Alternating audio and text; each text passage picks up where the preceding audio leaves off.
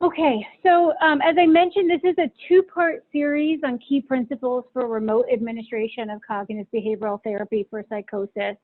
And part one is best practices in telehealth for CBTP. We want to be, let me just actually go back and say this presentation, I'll be delivering the presentation, but this was an all hands on deck.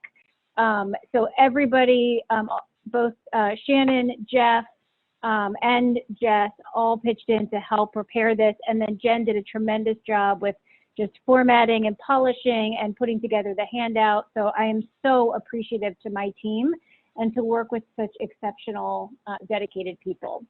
I want to be sure to note that this is not intended to serve as ethical or legal advice, and that the recommendations in this didactic are not intended to supersede your agency guidance, state or federal policies or guidance, though at times I will make mention of them.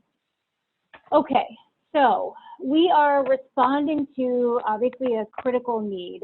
We know that during this time, there are a lot of feelings of uncertainty, worry, increased isolation, perhaps increased feelings of helplessness for both us as providers and people, and also for our clients and their families. And so we know that these are universal experiences, and so we need to make sure that we're able to take care of ourselves and that we're able to continue the care that we're providing to our clients, and recognizing that we're going to have to be pretty creative and pretty nimble to be able to maintain that care continuity.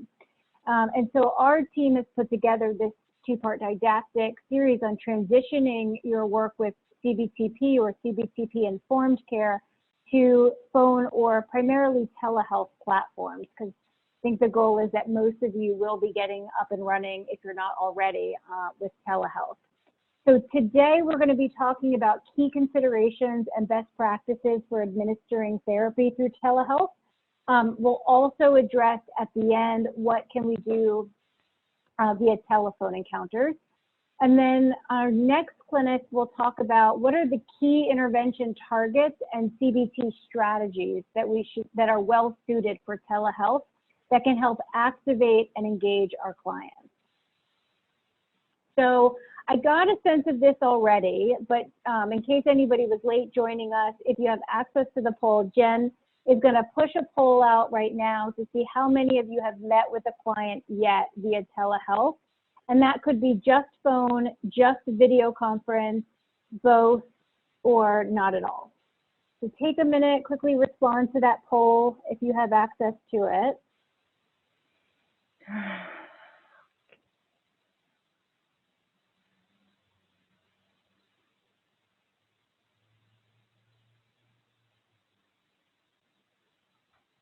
All right, and Jen, can you share what we have?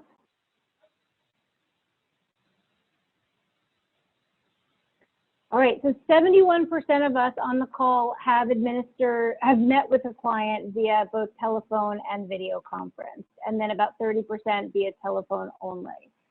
So that is great to know people are already starting to use this. All right, now what's that? Okay, so the first thing that we do is turn to the research. So what does the literature tell us about telepsychiatry among individuals with serious mental illness? And these are all good news stories. So we know that both telephone and video conferencing have been found to be feasible and acceptable to clients, at a minimum through the use of a smartphone. One of our more recent studies has found that 91% of our folks with serious mental illness own a smartphone. So this is typically an option for many of our clients, but we'll talk more about that a little bit later. 90% of our folks say that they would use a telepsychiatric service if it was offered to them, and about 2/3 of rural respondents in the US report that they would be willing to use telepsychiatric services. There is emerging evidence that suggests that telehealth improves client outcomes, and the therapeutic alliance seems to be not effective. So this is one of the major concerns that's often verbalized when talking about providing therapy through telehealth is that you won't be able to establish or maintain good rapport and good therapeutic alliance. And not only does that not seem to be bearing out in the literature, but it actually seems that some people are reporting even better engagement, which we actually heard during our check-in, that a number of clients seem to prefer that and actually seem to be even engaging a bit more via these other modalities. So what does the research then say about telepsychotherapy in particular? And here again, we have good news. There's not a huge amount of literature on this topic, and even less when we're looking at telepsychotherapy for our clients with serious mental illness. But what we do see out there is that there's good support. First of all, most of the teletherapy that's being done is CBT. And that there's good support for CBT via video conference for anxiety, depression, panic disorder, and compulsive disorder.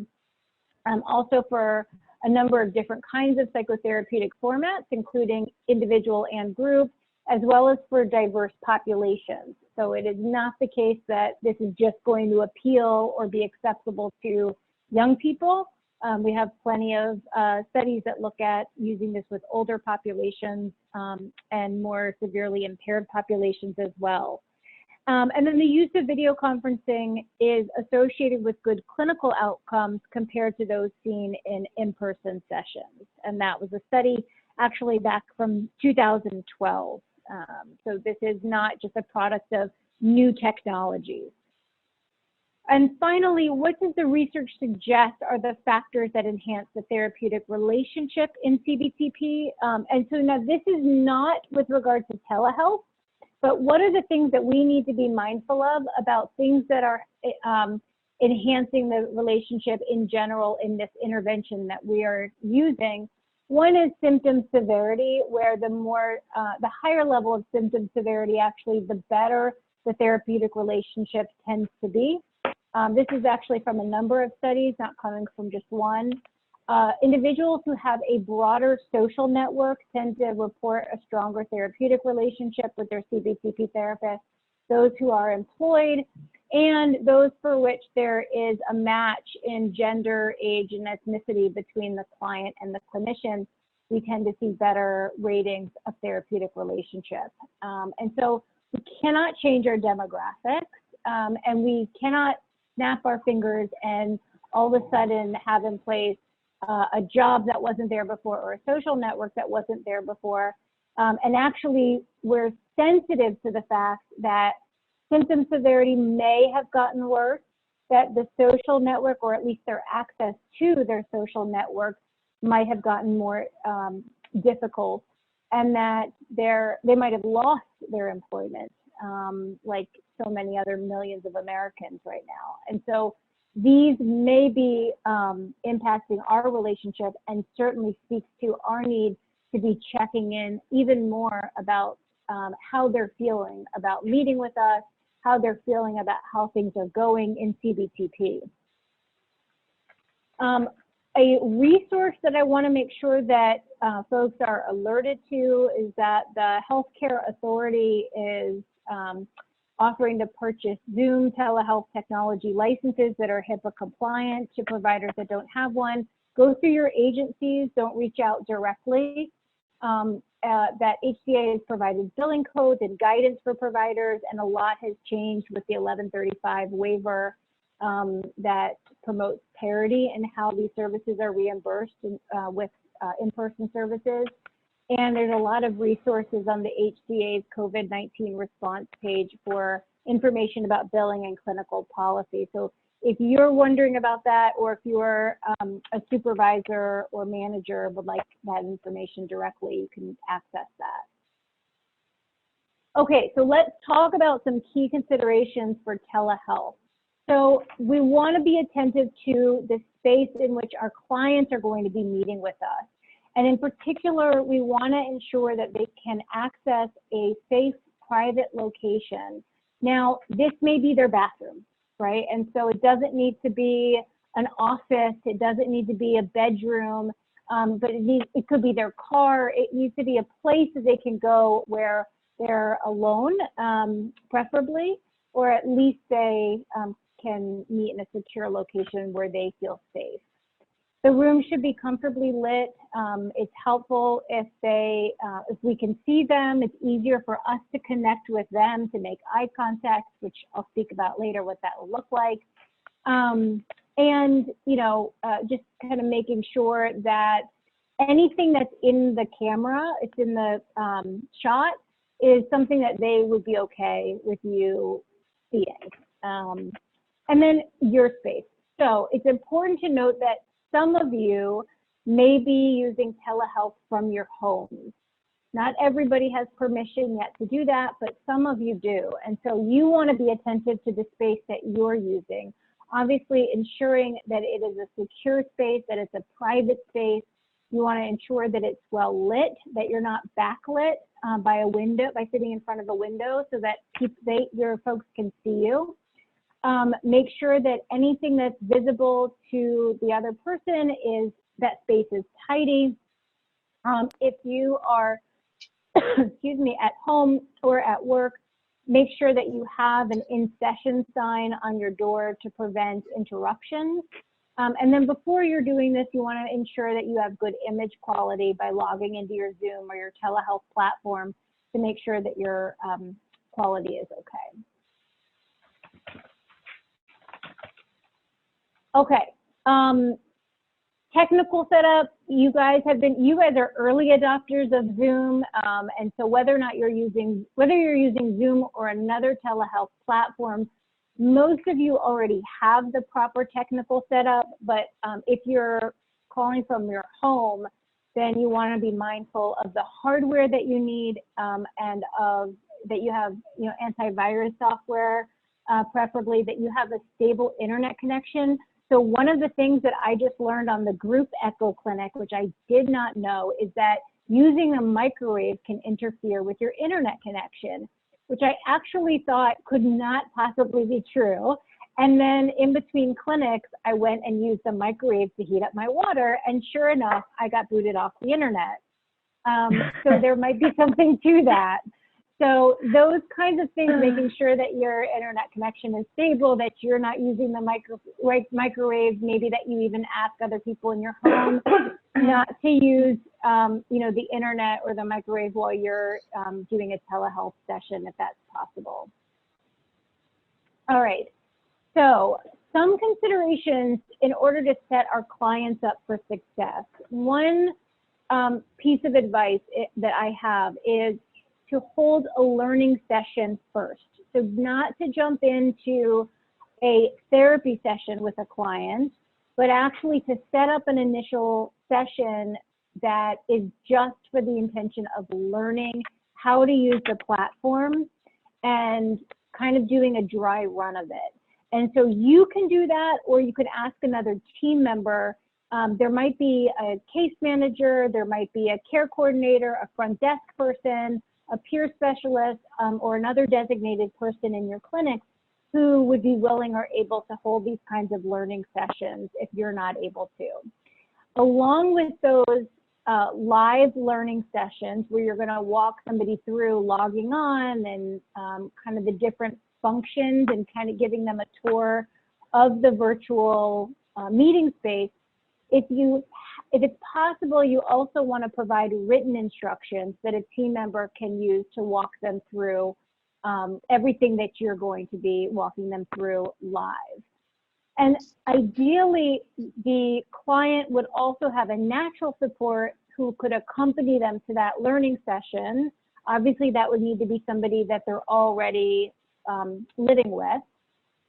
And that person is there for another set of eyes and ears in case the person has difficulty with anything and needs troubleshooting the next time around. So there was a recent webinar that was delivered by Dr. Richard Munoz, an expert on digital interventions, mostly CBT-based interventions. He delivered this webinar just last week for the Association of Behavioral and Cognitive Therapies, and he talks about skeuomorphs, and actually says, beware of skeuomorphs. This is directly from his slide presentation. And so a skeuomorph is a fancy term that it refers to anything that is deliberately made to look like something that we're already familiar with. And so he talks about the fact that we actually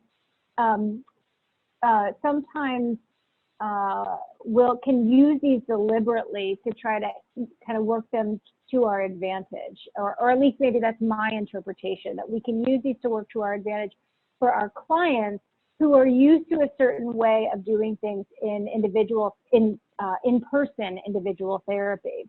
And so as much as possible, we want our telehealth encounters to try to approximate a traditional face-to-face encounter, knowing that we need to make some adjustments, right? So we want to be welcoming people into the session. We want to figure out from the start of our session, what are we going to prioritize for this session? In general, we want to try to conform to what we do in CBT. Now, we also want to be aware of the fact that it can be a little bit difficult to engage for some people in this way. So I thought it would be helpful to have some do's and don'ts about using this modality. In terms of our do's, being mindful of things that are engaging, we want to be leaning into the camera. We want to be trying as much as possible to maintain eye contact, not with the person that we see on the screen, but with the camera. And that takes a little getting used to. For some of us, our cameras are a little bit off center. So as much as possible, try to centralize your camera and then be making eye contact with the camera, because it will come across to the other person like you're making eye contact with them. Giving those nonverbals. Now, if you're doing this via telephone, you have no nonverbals. And so you're going to need to do more and kind of checking in verbally to reinforce that you're with them, you're engaged. It's usually disengaging and can even come off as unprofessional to eat or drink in a teletherapy session. Typing, now I know that flies in the face of some people that are trying to document while in session. I would not recommend that for this modality. Even looking down and taking notes, you want to try to get in the habit of either taking notes while you're maintaining eye contact with the camera, just jotting down the things that are most important, like quotes or something that you want to follow up on later.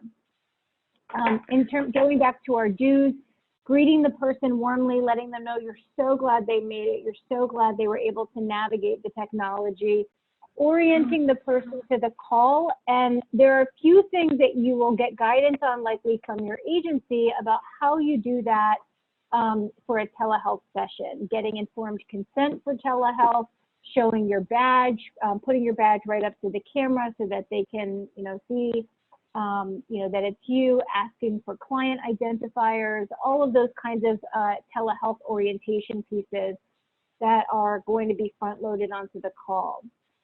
Our team is strongly recommending that if it's possible that you would transition from one 45, 50-minute session per week to 2 shorter sessions per week.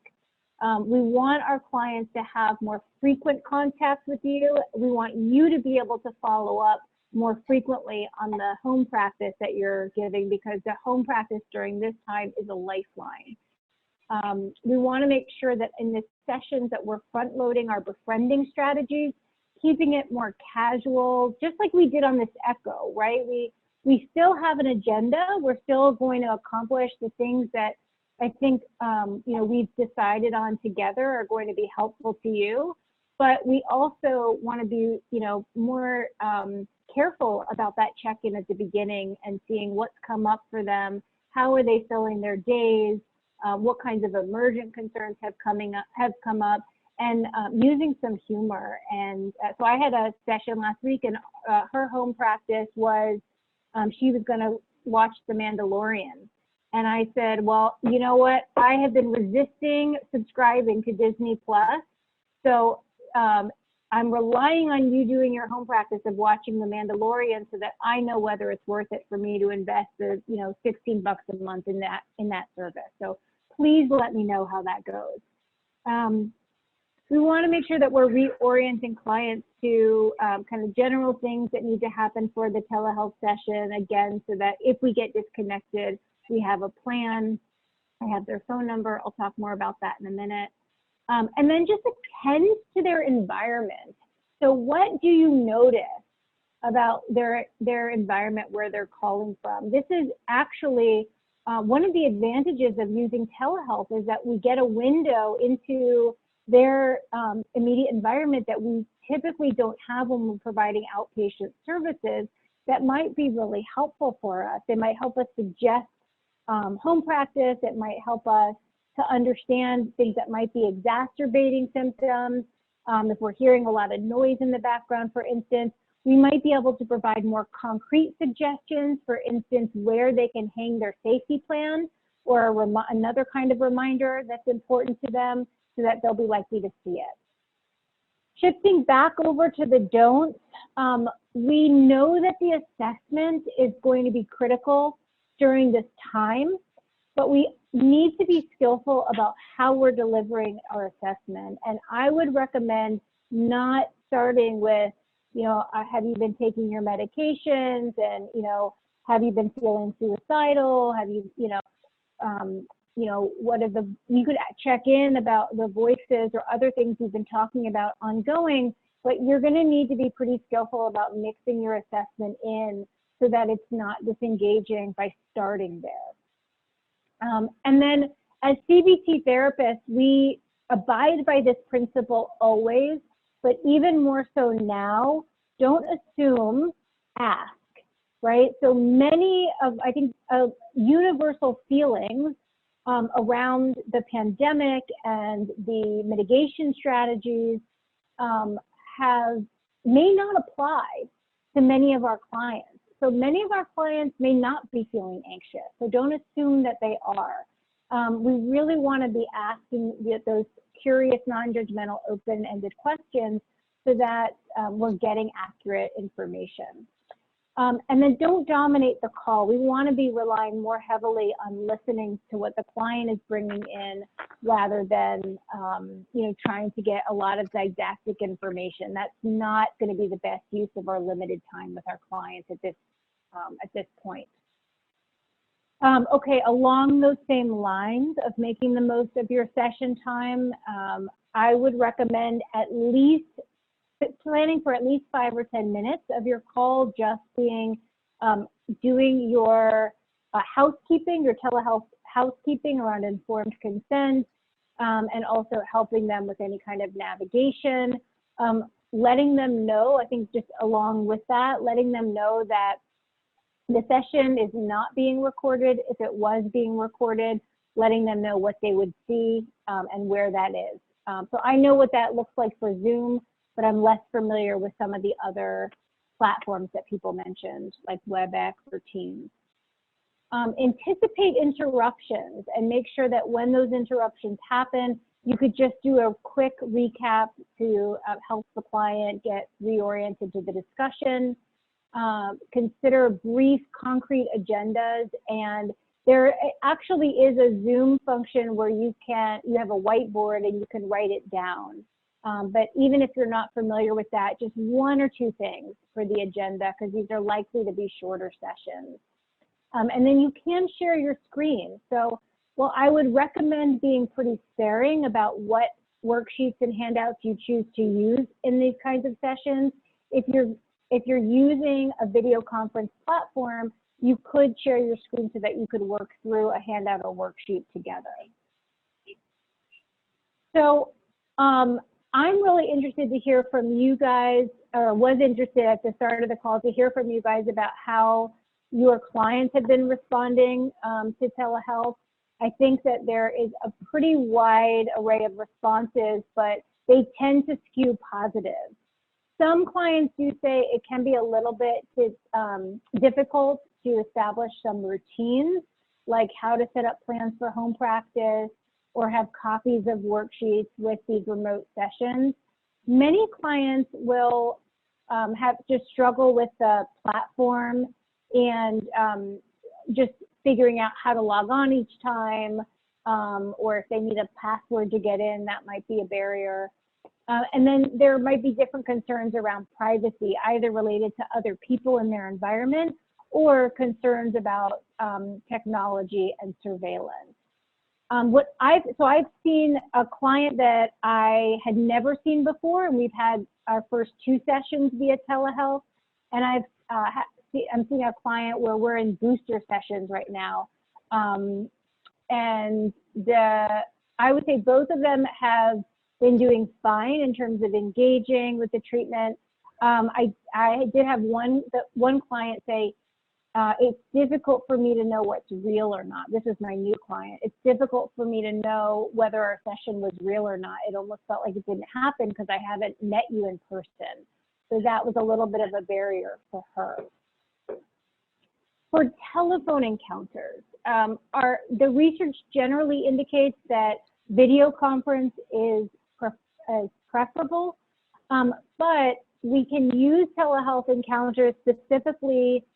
First of all, obviously, if we don't have access yet to telehealth, if our client reports discomfort with video-based platforms, if the client doesn't have access to a computer, an iPad, or a smartphone, or they don't have enough data or an internet connection, if they have active delusions about technology or surveillance and they're not willing to meet with us in that way, or if we've already met in person and established therapeutic rapport, but I would limit expectations about what's going to be accomplished via telephone. And I would also say that we don't know the extent of what can be accomplished or how it affects clients because there's insufficient data on this at this point in time. For the telephone encounters, you can still do a mental status exam to kind of get a sense of orientation, of thought process, of thought content, of risk. But obviously there are some things that rely on our ability to make a clinical observation that we're going to be less able to assess. I think it is really important for a telephone check-in that we do assess for emergent concerns. Do they feel safe? Have they had any increase in thoughts about suicide or urges to self-harm or suicide? And same for homicidal ideation, substance use, and then their ability to care for themselves and what they're doing on a day-to-day. Those are really going to be the high priority check-in points. So I would build your agenda around that and then see what else can be added into the agenda based on what their emergent concerns are that they're verbalizing. If you're using worksheets at all, you're going to use these pretty sparingly, and you're going to need to make sure that the client has that. The good news is that if they're at home, then they're not going to forget it because they're right where they keep all their stuff. So you actually might be able to have some good traction using some of the worksheets if they already have them. We're going to dive into high-yield CBT for psychosis targets during the quarantine on our next call. But in the meantime, I wanted to leave you with 5 things that are of utmost importance for our clients during this time. And this is not an example of a real daily routine that should be a model for any of us. But I did think it was cute and somewhat representative of what's happening in my house. But any contact you're having with your clients should focus on what does their new normal look like, and then decide on together on an adaptive daily routine. This routine is absolutely critical.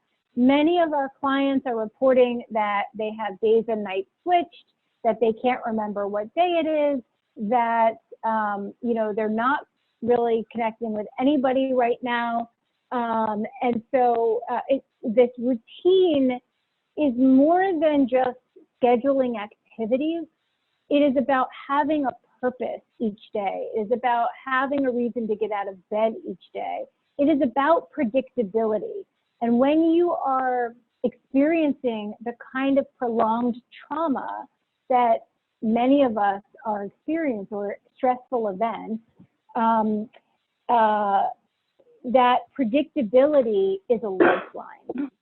So you want to make sure that each day they have a schedule, that they have a structure to their day, that they have reminders to help them move on to the next thing, that they have activity, which would include physical activities like daily walks, connecting with other people to enhance feelings of belongingness and reduce isolation, which, you know, I've talked about this many times, that isolation is just gasoline on the psychosis and mood symptoms fire. And doing something that gives them a sense of meaning and value. So that could be praying for the sick. It could be calling a family member. This does not have to be anything that would require them to leave the house or their dwelling or put them at risk. Okay, so let's talk about this, handling psychiatric emergencies, because this is another big concern for providers that are shifting to telephone services or video-based services. There are many agency guidelines here, and so I want to make sure that you are first deferring to your agency guidelines and seeing these as suggestions. It's critical at the beginning of our encounters that we are verifying the physical address where they're located before we start our call with them. And it's not enough to say, are you at home? We have to ask them, what's the address where you are right now? And what phone number could I reach you at if we get disconnected? And is there somebody else that's there who I could contact in the case of an emergency? And then if there is, to get that person's contact information as well. And then of course you need to document that you did that in your note. And there's form language that you could just copy into every note, so you're not having to write that every time. If the client is endorsing SI, so you're going to assess further as though you would if you were in person. So that might include asking about passive versus active SI, whether there's a plan or means for suicide, whether the person has a safety plan already, you know, how persistent, how intense these thoughts are, what are the urges to suicide when they're having these thoughts, how intense are the urges, what do they do that makes the urges better or worse, what's keeping them from acting on the thoughts. So all of that stuff that we're already doing in an in-person encounter, we're replicating via phone or telehealth. Our team uses the Brown Family Safety Plan template. And part of that is because they did a huge in-person training. First of all, part of it's because it's an empirically supported risk assessment tool and risk management plan. They also did a huge training in Seattle last year where a lot of providers got trained up in it, and we have that recorded. So that's one that we can help to support your use of if you're interested in the Brown Family Safety Plan.